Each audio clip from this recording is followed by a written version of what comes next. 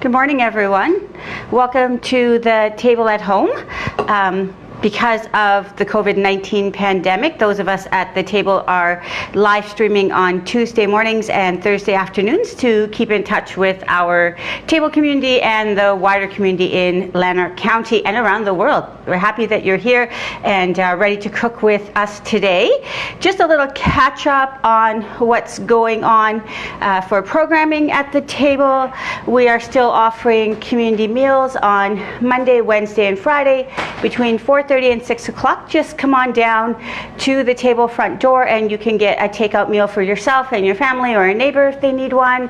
And we are still having our food bank. It's still operational on a slightly modified basis. We're doing a hamper style food bank, so you'll come around to the back door of the table and you can pick up 3 to 5 days worth of food for your family. If you know someone who can't make it down to the table, or if you can't make it to the table, you can get both those options, either the takeout meals or the food bank through delivery.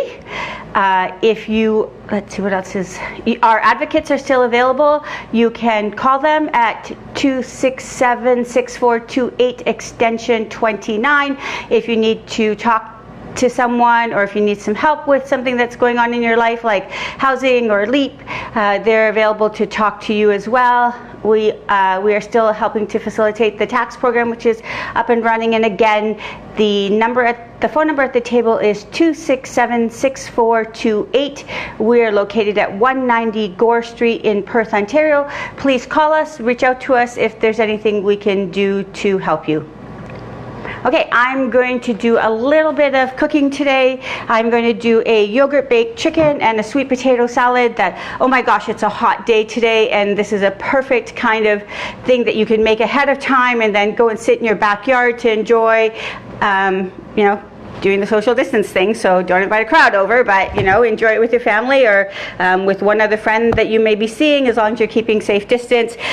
So I'm going to start with the yogurt baked chicken. I just should let you know that both of these recipes, the yogurt baked chicken and the sweet potato salad, come from one of our community kitchen programs, and that is the Food Fit program. The Food Fit program runs nationally.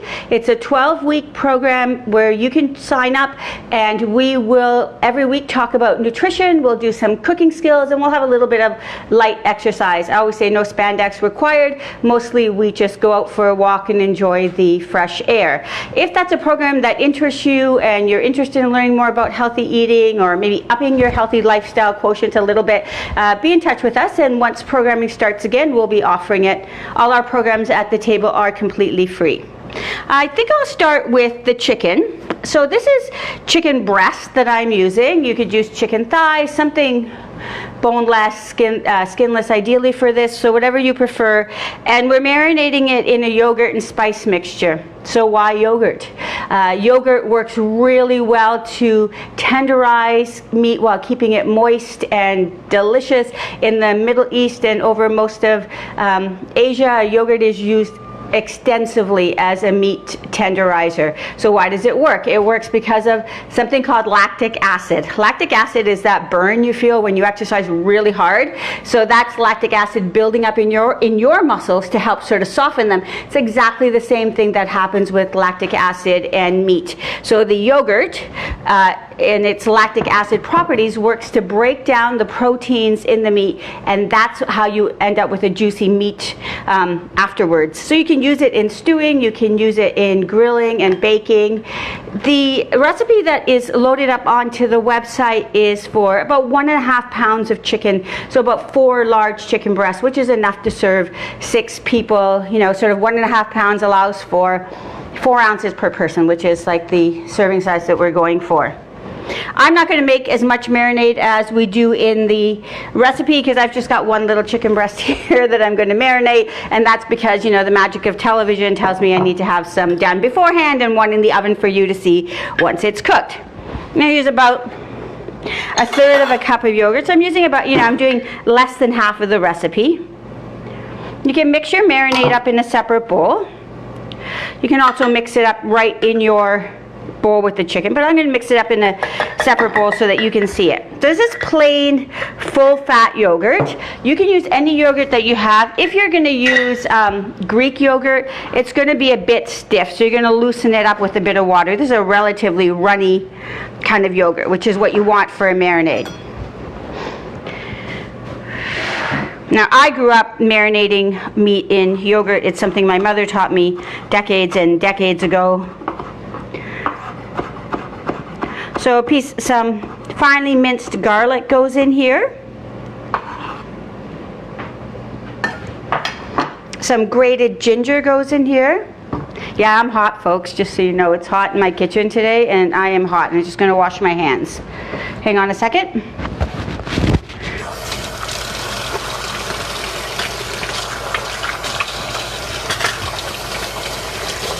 Touching our faces or other things when we're cooking means that we need to go wash our hands. So I've got a big piece of ginger root here, which is all nubbly and odd shaped and kind of hard to peel because of that. So one thing I like to tell people is the easiest way to peel ginger is just take your spoon and scrape the skin off. You're not at risk of a knife slipping and of cutting yourself. You also don't end up taking off more skin than you want, and you can also just like get around all the weird nubbly pieces easier with a spoon than a knife. Now, you also don't have to peel your ginger if you don't want. So I'm going to use the narrow side of my box grater. If you're a person who owns a microplane, you could use that. But I'm just going to, most people have a box grater, so I'm going to use a box grater. And I'm just going to grate myself. The recipe, I think, calls for a tablespoon, so I just get myself about a teaspoon of ginger here. Stick it right in there. Get all out of my box grater. Wash my hands again. My face toucher, sorry about that. Okay. It's what makes me funny, so anyway. And then the spice mixture goes in here. So we've got garlic, we've got ginger, we've got some red chili flakes, which again, if that's not something you're keen on, then don't use it. I like them, so they're in here. Some sweet paprika, which is not hot. So if you don't like a hot mixture, then just use the sweet paprika. Lots of ground up cumin. I like to toast my cumin. I buy it whole, I toast it, I grind it. If you don't do that and you buy the ground cumin from the grocery store, totally fine. And a good bit of turmeric, which gives it its lovely yellow color.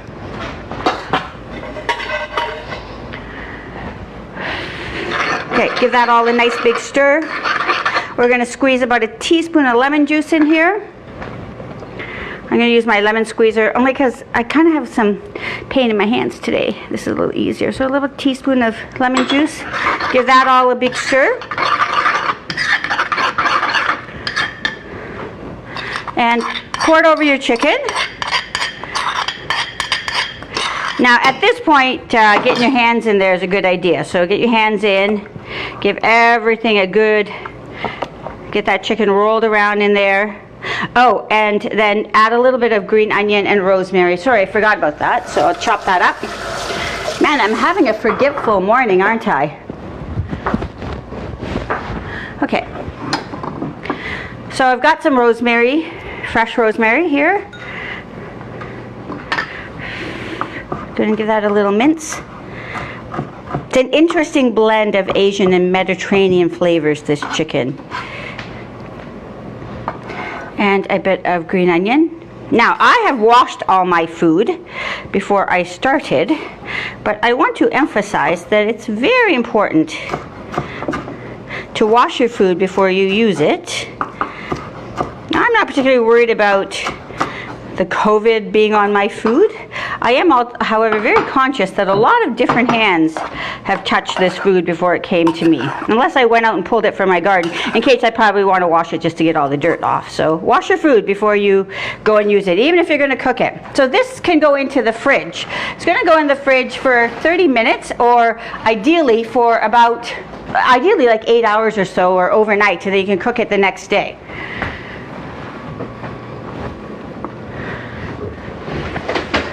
I'm going to wipe off my cutting board here. and move on to the second recipe while my chicken is marinating / I've got some cooking in the fridge for you. In the oven for you. The other thing that we're doing is a sweet potato salad. So it starts with roasted sweet potato. So you get your sweet potato, wash it really well. I've got a little potato scrubby brush that I use.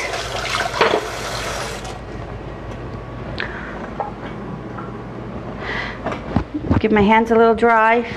Okay, I'm going to cut my sweet potato into slightly bigger than bite-sized pieces. I say slightly bigger because it will shrink a bit in the oven, so think of how big you want it when you are going to eat it, and do it about 1/3 bigger. So I've got a little bit here on here that's kind of withered away, so I'm just going to get rid of all of that.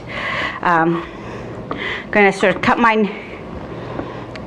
I cut it into about 1-inch slices, and from there I'm going to decide how big of a piece I can get out of each slice. Because the middle part of the potato, of course, is much larger than the ends. Now, Anthony, if you want to show people, we've got a tray that's already roasted. So that's what they're going to look like when they come out of the oven. I'm going to get this one ready to go into the oven. Okay, so I've got this sweet potato all chopped up, and I'm going to put it into a bowl. Let me just grab a little bowl here. And I'm going to get the spices and the oil on it. You can use either regular olive oil, you can use olive oil or canola oil or grapeseed oil, or whatever you like. Just understand that different oils have different smoking points, and olive oil has a much lower smoking point, and this is roasted at 400 degrees, so I tend not to use olive oil to roast vegetables that are at a higher rate. Use it for softer cooking. So it's got some oil in it. We're going to put in some salt. Now, the portions for the whole salad, of course, are on the website.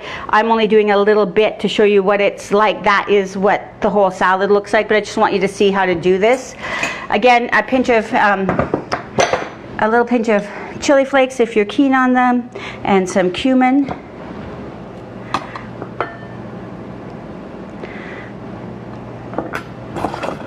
Give that a little mix up. So this then goes into a 400-degree oven for about 25 to 30 minutes until they look like that, which is soft on the inside with some nice crispy golden edges on the outside. So you can roast this in a few ways. I'm going to use a small, sorry, I should have gotten this out before. A small baking tray for mine, because I've only got one. If you were just doing this one for yourself and one chicken breast, you could just do it both on one tray. So you can put your tray in like that. You can cover it with foil if you like, or parchment paper if you like, for easy cleanup. I use these just because I don't then throw them away. If you have a little silicone mat, but you could just put it in plain as well. If you don't have a little baking tray like this, you could roast these in a 9x13 pan or an 8x8 pan, or any sort of pan that you go in the oven. Even an oven-proof frying pan would work really well. I put the one chicken breast that I'm cooking for you in an oven-proof frying pan, and I put it in this. So these will go in the oven for 25 to 30 minutes.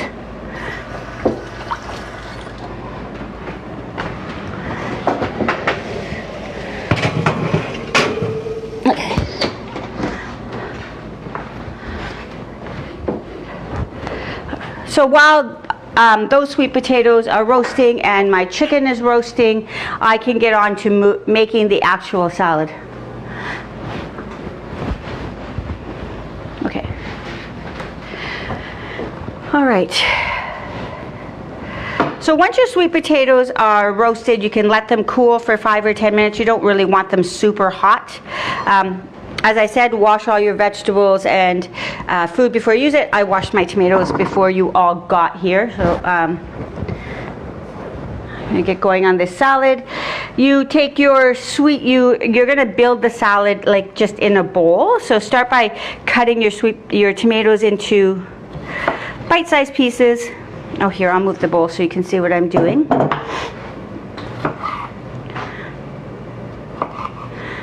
Now, if you don't like the tomato seed bits, you can just take them out.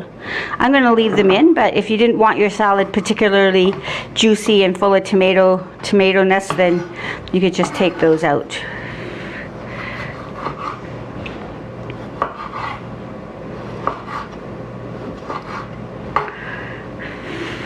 I always think, you know, when I'm making a salad, what size of piece do you want to put into your mouth on any given thing? And they don't all have to look the same.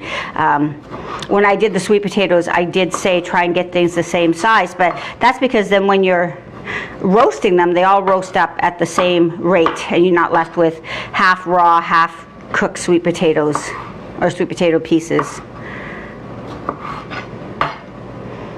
Now, these are grocery store tomatoes, but imagine how great this is going to be when you all have tomatoes coming out of your gardens,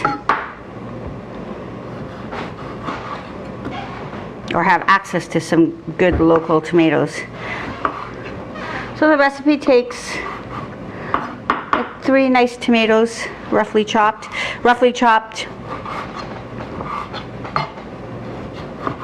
I take the cores out, they're not particularly tasty. Scoop all the tomatoes into my bowl.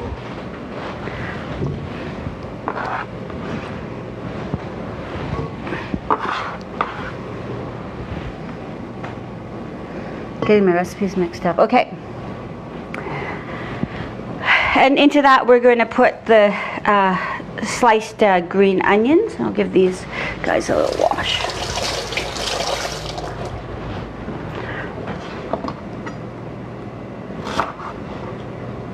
I use the green and the white pieces of the onions. I like them all.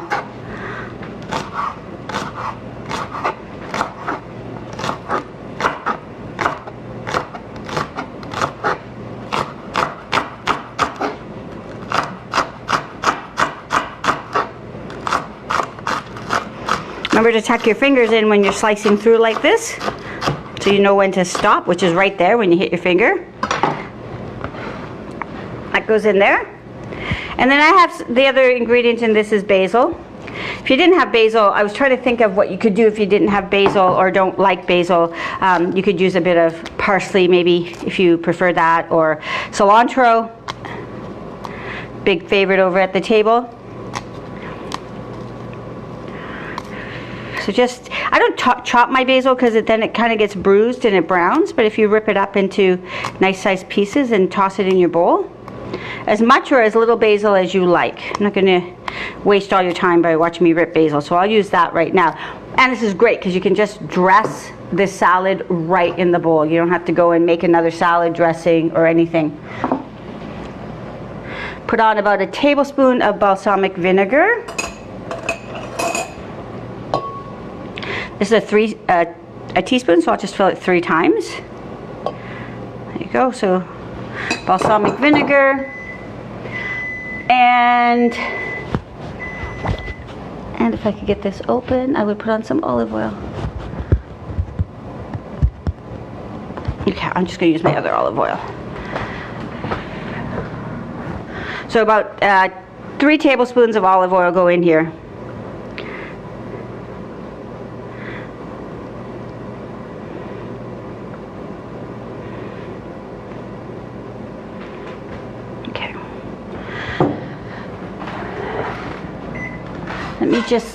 I'm going to get the chicken out of the oven and come back to that.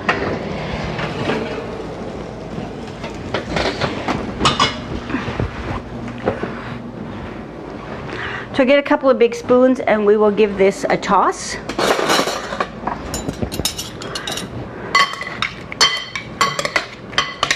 Now, a little salt is always nice to bring out the flavor of tomatoes, and a little bit of black pepper. My black pepper.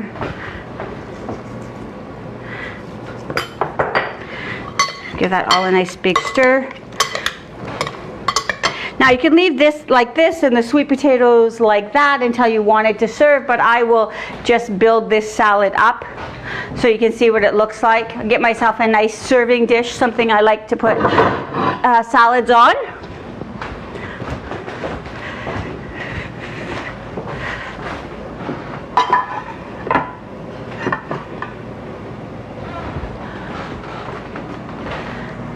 And we'll come over here and we'll get some of our sweet potatoes that we roasted up, or I roasted up earlier.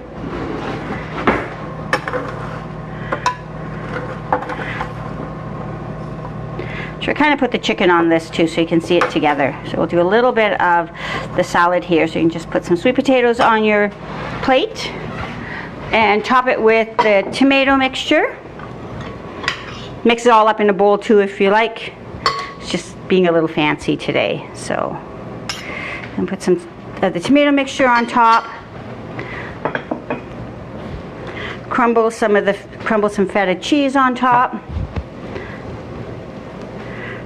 This is going to be my lunch, all of it. So you don't get any, Anthony. And if you got some sunflower seeds, a little crunch is also in the recipe. So some sunflower seeds and pumpkin seeds all on top of that. That's half of our recipes today. Before you got here, I got one of the chicken breasts out that I marinated earlier, and I put it in the oven. And as I said, if you don't have a baking tray, you can use something like a oven-proof frying pan to put your chicken in the oven. You want to make sure your chicken is done so that when you cut it, the juices run clear. It's not pink inside. Or reaches an internal temperature of 165 degrees Fahrenheit. So you need a temperature probe for that. But if you don't have one, then just, feel it and make sure it's like firm all the way through, and that when you cut it, it's not pink inside. So you can take this chicken and slice it and serve it alongside this salad. We dropped something. So you can see my chicken is cooked all the way through. There's no pink. Because I let it rest before I sliced it, it's also not spilling all of its juices everywhere.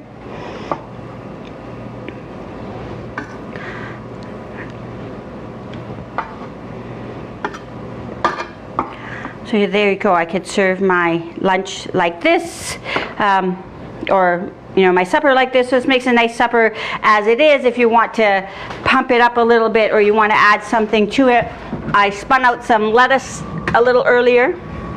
A little green salad on the side of this plate would also look really great. So we'll just make some room. And this is just greens, and we talked a couple of weeks ago about making your own dressing. So this is a great example of, you could put some olive oil and lemon juice and salt and pepper on this and you'd be all good to go. This chicken is also so good after it's cooled, and you could slice it really thinly like this and use it in sandwiches or wraps. I'm just going to put a little bit of lemon juice on my greens.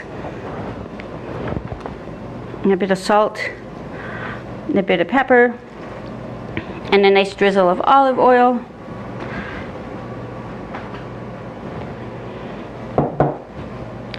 Okay, folks, that's it for today. If you have any questions, you can reach me on my email, which is aisha@thetablecfc.org. And also, I forgot to mention earlier, and I do want to mention before we go, that the gardening program is up and running with very limited numbers of people there at any one time.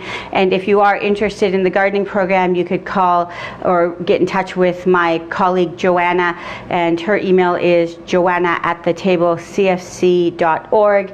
And hope to see you on Thursday afternoon for our next Facebook Live feed. Thanks very much. Have a great hot day.